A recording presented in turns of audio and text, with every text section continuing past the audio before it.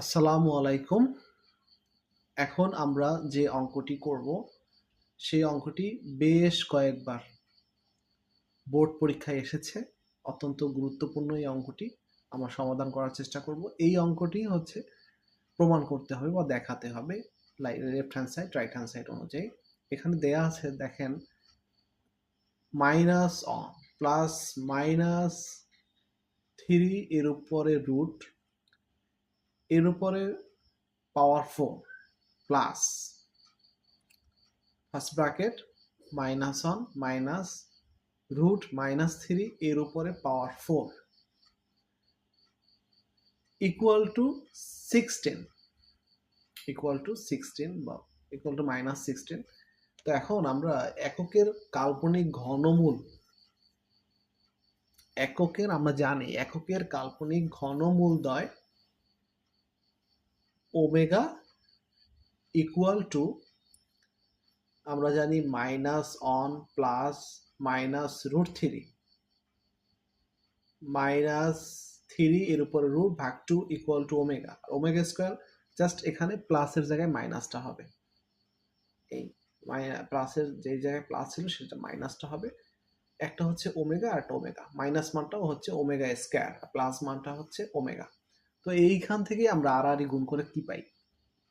প্রথমটার ক্ষেত্রে আমরা আর গুণ করে পাচ্ছি 2 omega equal to -1 plus root -3, আর পরেরটার ক্ষেত্রে পাচ্ছি 2 omega square equal to -1 minus root -3, এটা পাচ্ছি। এখন এই মানটাই আমরা লেফট হ্যান্ড সাইডে বসিয়ে দিব, তাহলে আমাদের অঙ্কটা ক্যালকুলেশন করতে সহজ হবে। এখন আমরা লেফট হ্যান্ড সাইডে যেই অংশটুকু আছে সেই অংশটুকু আমরা বসিয়ে নিব। লেফট হ্যান্ড সাইডে অনুযায়ী কি আছে, প্রশ্নপত্রে যেটা আছে আমরা সেটাই তুলব। আছে ফার্স্ট ব্র্যাকেট -1 প্লাস রুট -3 এর উপরে power 4 plus first bracket -1 minus root -3 এর উপরে পাওয়ার 4, এই অংশটি আছে। এখন এখানে মানটি বসিয়ে নেব, আমরা যে মান আর গুণ করে যে মানটি পেয়েছিলাম সেই মানটি বসিয়ে নিব।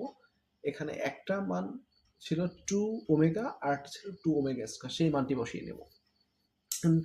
2 এর উপরে পাওয়ার 4 মানে কত? 16, আর হচ্ছে ওমেগা পাওয়ার 4, আবার এটার ক্ষেত্রেও 16 এবং ওমেগা পাওয়ার 8 হবে। কেন? কারণ পাওয়ারে গুণ হয়ে যায়।